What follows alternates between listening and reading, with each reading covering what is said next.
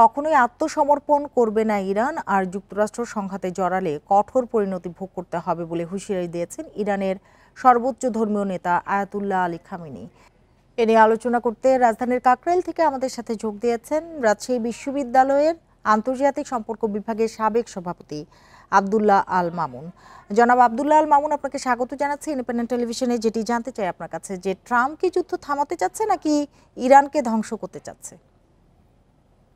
এটা তো স্পষ্টত যে এই যুদ্ধটা ষষ্ঠ দিনে গড়িয়েছে এবং এই ষষ্ঠ দিনে প্রেসিডেন্ট ডোনাল্ড ট্রাম্পের বক্তব্যের মধ্যে কিন্তু বারবার পরিবর্তন এসেছে। এবং তার বক্তব্য সামারি করলে যেটা বোঝা যায় যে যদিও ইসরায়েল এটা আক্রমণ করেছে, মার্কিন যুক্তরাষ্ট্র সম্পূর্ণভাবে এই আক্রমণের সাথে জড়িত, পরিকল্পনা ও বিভিন্ন ধরনের সাপোর্ট। সুতরাং এবং আপনারা জানেন যে মধ্যপ্রাচ্যে ইসরায়েলকে টিকিয়ে রাখার জন্য সব ধরনের সাপোর্ট দিবে বলে ঘোষণা দিয়েছে মার্কিন যুক্তরাষ্ট্র।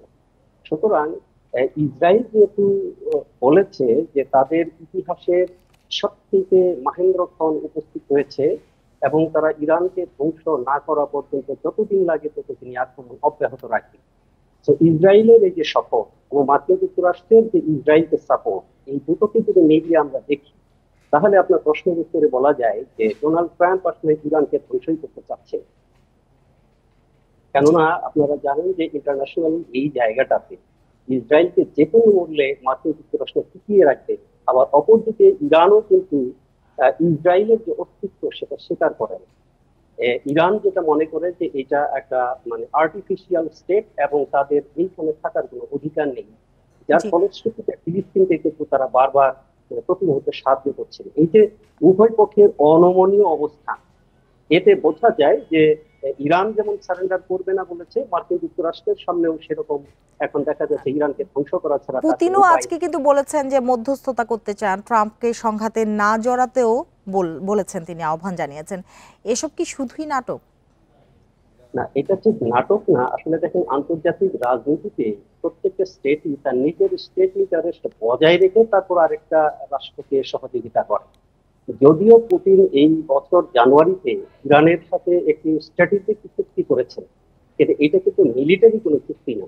এবং পুতিন কিন্তু এখন তার নিজের দেশকে নিয়েই ব্যস্ত, ইউক্রেনের সাথে যুদ্ধটা তিনি শেষ করতে পারেন।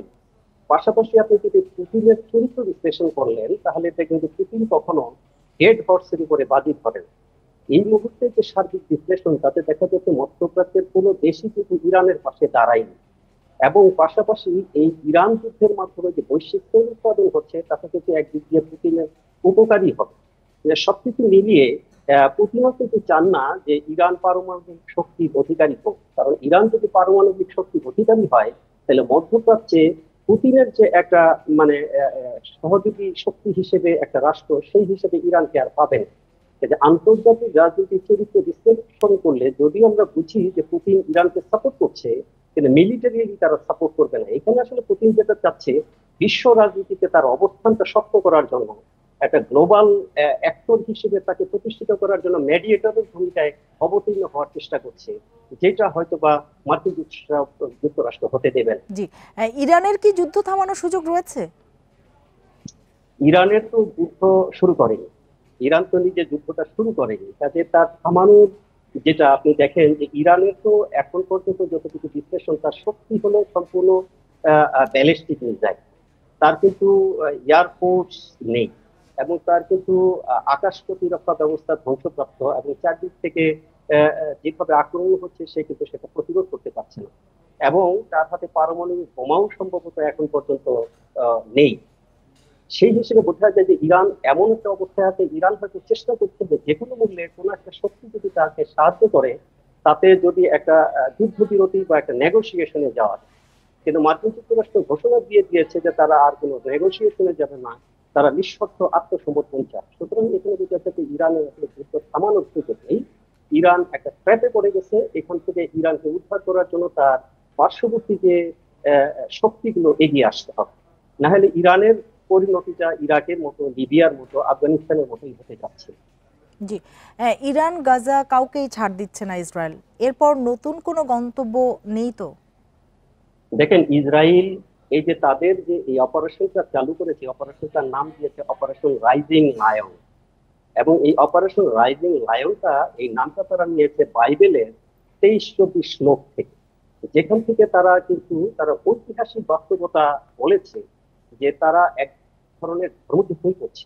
সুতরাং এই আপনি দেখেন যে ইসরায়েল হচ্ছে জিওনিস্টদের কান্ট্রি, এবং জিওনিস্টদের সাথে মুসলমানদের একটা যুগ যুগ ধরে একটা কালচারাল এবং রিলিজিয়াস কনফ্লিক্ট আছে। সেই কনফ্লিক্টে ইসরায়েল ইতিমধ্যেই ঘোষণা দিয়েছে যে কোনো মুসলিম কান্ট্রির কাছেই পারমাণবিক বোমা থাকা যাবে না।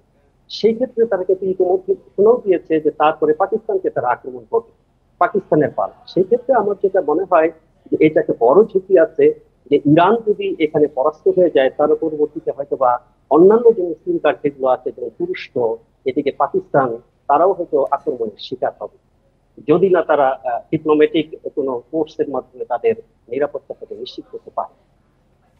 জি, জনাব আব্দুল আল মামুন, আপনাকে অনেক ধন্যবাদ আমাদের সাথে যোগ দেওয়ার জন্য, আমাদের সময় দেওয়ার জন্য।